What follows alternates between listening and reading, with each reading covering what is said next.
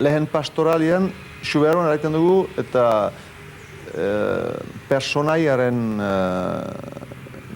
rol, edo, bai, rola, egiten duena deitzen da sujeta. Pastorala balin bada oien hart egiten duena da sujeta. Hola deitzen dugu Xuberoan. Horten, izan dut hori egin nuen laurogei eta bostian, eta gero laurogeita hamekean emango nien arrizpe. Horien izan duen txantza idaztekoa eta protagonisten egitekoa berdin. Pastoral bat jokatzen den gehiago dena. Hiru jendek importantzia dute, idazleak lehenik.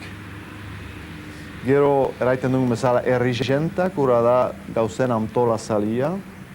Eta gero nork ere egiten behitu sujeta. Eta gero segura beste denek ere. Zen eta ez behita hiru jende aski jokatzeko pastoral baten.